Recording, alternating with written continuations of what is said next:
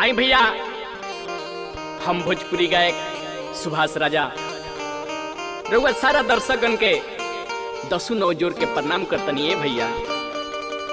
हमारी एल्बम लाडला music company से सिंगार शेरावाली के रउआ लोग के बीच में जाता है भैया, जौना के खूब सुमधुर संगीत से सजौले बानी हमनी के भाई छोटू यादव जी। औहे कलम के प्यार दुलार मिलल बाटे आदित्य राज जी, सोनू पर्वत जी, प्रदीप दीवाना जी, ब्रजेश बिहारी या शैलेश सागर जी के, और उहे काका ए भैया सबके हुजनतानी ललन शर्मा जी। एकरा के वीडियो में सजौले बानी हमनी के भाई शैलेंद्र मणिक जी।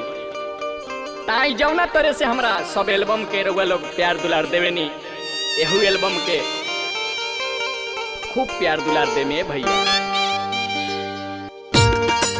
ए भौजी, अरे का कहतनी ए देवती, ई तो बड़ा दिक्कत वाला बात बा। अरे का कहीं बहुत परेशान हो जातानी हम। मत परेशान हो, माई के मंदिर में गुहार लगावा। जय हो।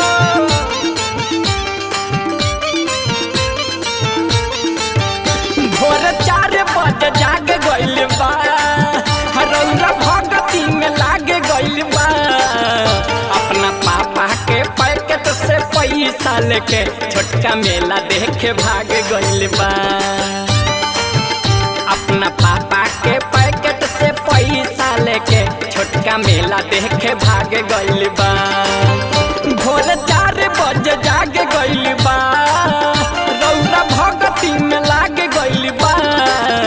अपना पापा के पैकेट से पैसा लेके छोटका मेला देखे भाग गइल बा। अपना पापा के पैकेट से पैसा लेके छोटका मेला देखे भाग गइल बा।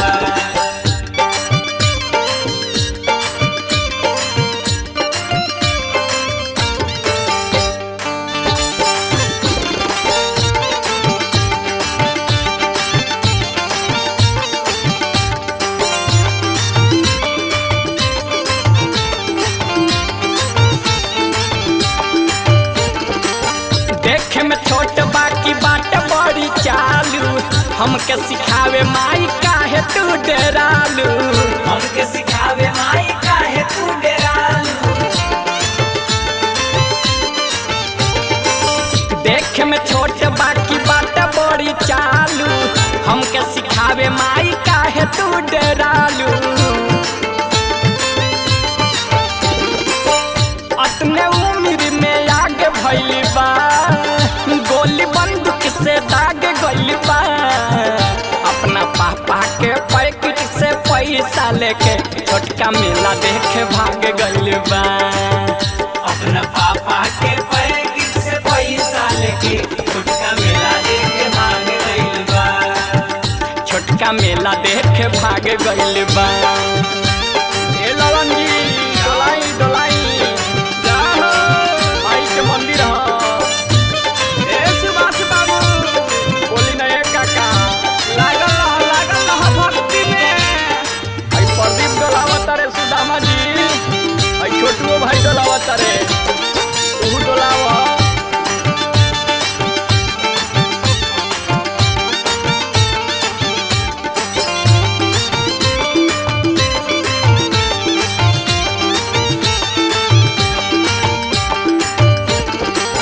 हमरा तो डर बाकी भीड़ होला भारी, लाखों हजारों में जुटेला जवारी। लाखों हजारों में जुटेला जवारी। हमरा तो डर बाकी भीड़ होला भारी, लाखों हजारों में जुटेला जवारी। एक त कपड़ा लात पहनले मोली बा, अब भरल बिक्स काला नाग भइल बा। अपना पापा के पैकेट से पैसा लेके छोटका मेला देखे भाग गइल बा। अपना पापा के पैकेट से पैसा लेके छोटका मेला देखे भाग गइल बा। छोटका मेला देखे भाग गइल बा।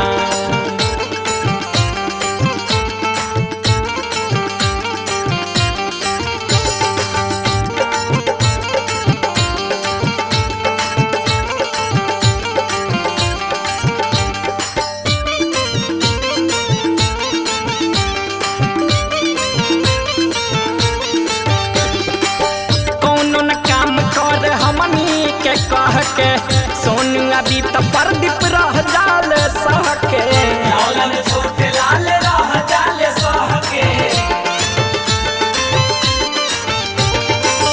कौनो न काम करे हमनी के कह के सोनू अभी तो प्रदीप रह जाल सह के के कैले धैले बा सबके अखिया में दाग गइल बा अपना पापा के पैकेट से पैसा लेके छोटका मेला देखे भाग गइल बा अपना पापा के पैकेट से पैसा लेके छोटका मेला देखे भाग गइल बा छोटका मेला देखे भाग गइल बा भोर 4 बजे जाग गइल बा रौरा भगती में लाग गइल बा अपना पापा के पैकेट से पैसा लेके छोटका मेला देखे भाग गइल बा अपना पापा के पैकेट से पैसा लेके छोटका मेला देखे भाग गइल बा छोटका मेला देखे भाग गइल बा। Sargam music recording studio Dhaka. Contact number 8084 30 50 30।